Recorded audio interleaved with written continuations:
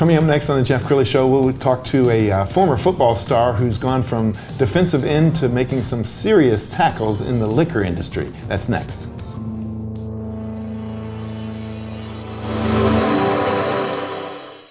Many are predicting that the worst is yet to come, which is unfortunate, said one person here. Until now, they've enjoyed the reputation of being the nation's icebox. Watched a burglar in his home this morning by webcam. As a journalist of over 25 years, stories are what make my world turn. Reporting live from the Dallas newsroom tonight, Jeff Crilley, Fox 4 News. But in 2008, I took the jump from my familiar life and started a PR firm from my home. We're talking about anyone with a camcorder like the one I'm using becomes a television network. We started slowly growing the company, and we now have over 100 clients, and we've branched into the world of live digital broadcasting. I now own 8 different TV studios and have a huge team, and the stories that I now get to share are sometimes the most important of my life. Life has a funny way of coming around full circle. This is the Jeff Crilley Show. Well, I've always admired the discipline that it takes to be an athlete, especially somebody who's playing at the top of their game.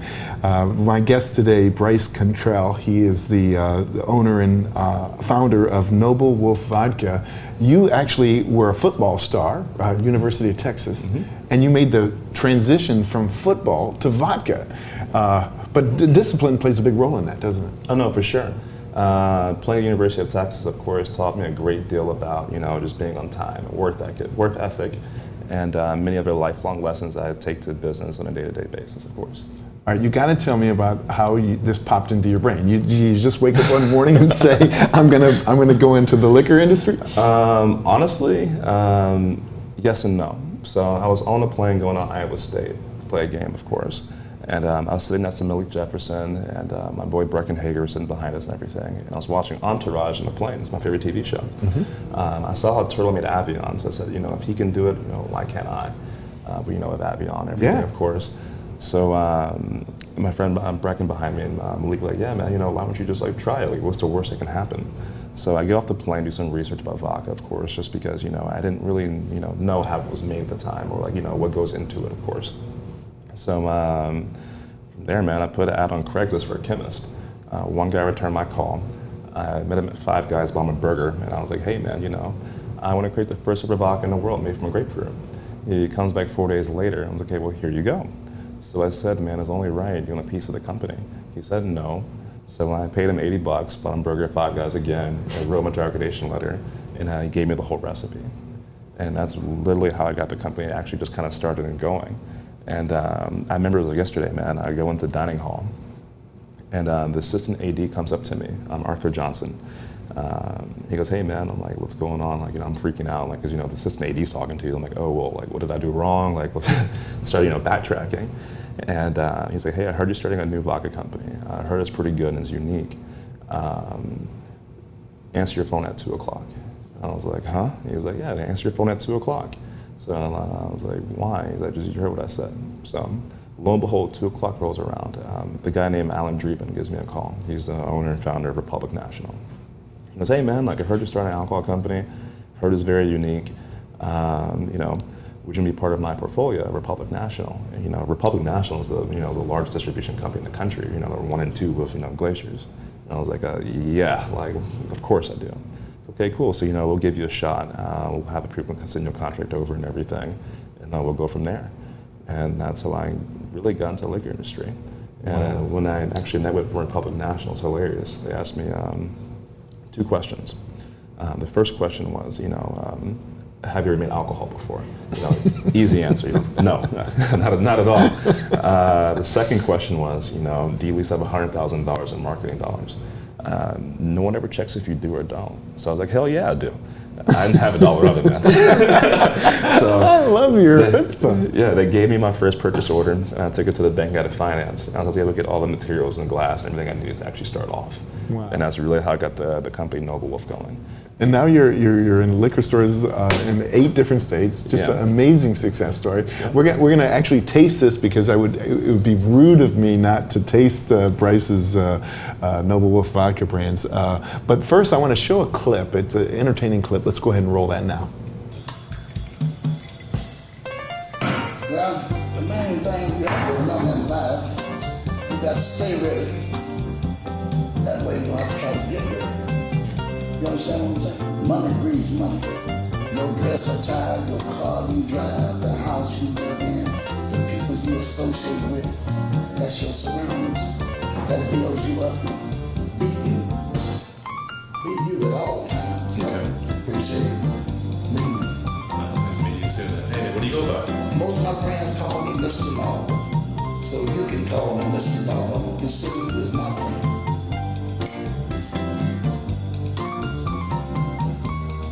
Keep it smooth just like this. I love it. Okay, and that's your granddad. It is my granddad. And, Now, did you come up with the idea for the script? And oh, so my mom asked me if I can actually just kind of like put something in there for my granddad. I was like, yeah, sure, why not? So we did decide to do this for him and everything. Gave him like a cool name. His last name's his middle name is Norwood. Yeah. So it was Wilbert Norwood Starks. So we were like, oh, okay, Mr. Norwood. So that would be funny to just do like a video between me and my granddad and everything. Wow. Yeah, he means a lot in my life. okay, well, let's start with the. Is grapefruit your original? Yes. So Okay. all my vodkas have a base of a grapefruit. Okay. I don't use any wheat, potato, or corn at all. The base of the vodka is actually grapefruit, and it's actually the first one in the world because of that. All right. As you're pouring this, I want you. How did you come up with grapefruit? Because it's not something that you instantly think of vodka and grapefruit. Not at all. The grapefruit acidity is so high, it actually counts the ethanol in the vodka and makes it better fit and hold for ethanol. And that's the reason why I chose a grapefruit. Well, that and because no one else has really done it before. Okay. So that's why I was like, okay, well, if I wanted to be in the alcohol industry, I couldn't come out and make another just, Right. wheat, potato, corn-based vodka, Right. or grain-based vodka. I would have to do something different. And with me doing that, they gave me a leg up over the bigger guys, who Yes. had, millions of dollars of backing, which I didn't have. Yes. So I own 100% of the company. And it's one of those things where, once again, for me to get started, I have to do something different. And that's the reason why I did All it. right. Let's toast to your success. All right. Appreciate I'm experiencing this for the first time. Dang. That's smooth. Thank you. That's really good. Thank you. All right, I'm going to sip just because I no worries, don't no want worries. people to judge. But that is really, really good. I appreciate it. Okay, so tell us the hurdles you had to jump through to get the licensing and then get your distillery. Oh, man. So like I said earlier, since I didn't have, hundreds of thousands of dollars, just to get, started as far as like owning my own distillery, I actually had the vodka and everything, or with my brand essentially, made in Florida at first. And with that being said, that basically gave me that kind of like a good holding, or first good place to start off with the brand.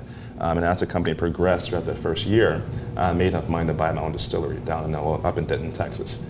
And that opened up this past June, actually. Wow. And I'll be looking forward to doing, like tours and everything in the near future, of course, just because of COVID, the city won't let me. Yes. But the hurdles we ran into, man, it was actually kind of just, there's normal red tape. The city treats me like a ticking time bomb because it is a distillery, rightfully so, of course. But that was just kind of like the obstacle. But you're the pride of Denton, and the first distillery. Let's go ahead and put up an article. I mean, a unique spirit. Denton's first distillery produces vodka from grapefruit. I mean, clearly the town has to be proud of you. Oh no, for sure. I get a lot of people that come by on a day-to-day basis just to come see the place, and I always let them just come inside. Okay, cool. You come in, just come look around and everything. But as far as like a tasting room, the city keeps urging me to kind of push me to do it down the road. Yes. But it's just one of those things where I'm just kind of taking it at my own pace, just because it is a new facility, of course. I'm trying to work out some kinks here and there. Sure. But like I said, in the near future, definitely I'll have a tasting room, people come and enjoy. That's awesome. And you said before we went on the air that the name Noble Wolf actually is kind of a tip of the hat to your high school? It is a tip of the hat to my high school. I went to Plano West Senior High. We were the Wolves. And my little brother's best friend, Cameron Mazzoni, is actually the person who came up with the name Noble Wolf. I was texting the group text one day, and I was like, hey man, I'm starting a vodka company. Do you guys have any ideas for names? And he was like, hey, well, how about Noble Wolf? And I was like, hey, there's like a little ring to it. So unfortunately, Cam, thank you, I appreciate it, but I had to take it. No, it's a delicious name, because when you think about the word noble, I mean, who doesn't want to be noble? And wolf just has this kind of animal spirit to it. No, for sure. And with that being said, as well, of course, we do have more flavors that we came out with. Yes. Right next to it right now is a peach. That's the same thing. We use this base to actually make this, the peach vodka. It's currently available as well. And also we have a green apple is available next week, and we also have a pink lemonade. Oh my that's on the goodness. market as well. All right, would you pour me a little bit? Oh, sure. You got a cool job, don't you? Oh, yeah, You're probably always doing research. Oh, for sure. Quote unquote research, right? That's awesome. Yeah. Bryce, thank you. No problem. All right. So you get like a nice little Ooh. peach finish to it as well. Yeah, that might be my new favorite. Oh, yeah. That's really good. Well, I appreciate it. What's the reaction when people taste it for the first time? It depends which one. So if we're talking about my flavored vodkas, it's always just like, oh, this actually has like a natural like finish of what it's supposed to taste like. Yes. So that's always like the big, like kind of like the tip of the cap for me. And like, oh, well, thank you, I appreciate it. Yes. Just because with all my brands, we really only have about, well, for the flavored vodka, we really only have about like 5 grams of sugar in the bottle. Wow. So it's very low on sugar, quote unquote, for Yes. a flavored vodka. As for my regular vodka that's made from grapefruit, people are always astonished because it's a grapefruit-based vodka. They always expect like, oh, it's going to have like, a really grapefruit taste or something like that, or they expect it to kind of be more bitter. When it's a very smooth vodka. It complements to a lot of different things, and it actually won many awards as well. Wow. Yeah, it actually won Texas Vodka of the Year for Taste, Double Gold in New York, San Diego, and San Francisco. So it's an award-winning vodka at a very affordable price. All my vodkas are always line price. You can find them for $14 at a local liquor store, Total Wine, Specs, Liquor Depot, just anywhere in Texas generally. Actually, we've got a graphic. Let's go ahead and put this up on the screen. I mean, you really are pretty much everywhere, aren't you? Basically, yes. Yeah, which I know is not easy. It's not like you can just walk in off the street and say, hey, would you carry my vodka? I know there was a lot of work behind the scenes to get to where you are today. Oh no, for sure. It's kind of like a setting like this. You come in, you sit down, you try the vodka, kind of lick at the lips, say, okay, let's see what it tastes like. It'll actually fit on our shelves. The branding piece is always a big piece of it. And just doing simple tastings. Yes. It's like the biggest and easiest way to actually grow a brand. The more tastings you can actually have to get liquor to lips to consumers, the more chances of that person actually try it and actually buy it. That being said, though, man, sitting in these meeting rooms, man, I guess it gets hard sometimes. Like I do a lot of negotiating, a lot of talking back here and there, and just getting the pricing right for everyone across the board. Yes. That's the most important thing. Just because you don't want people to have, such drastic different pricing across the board. Yes.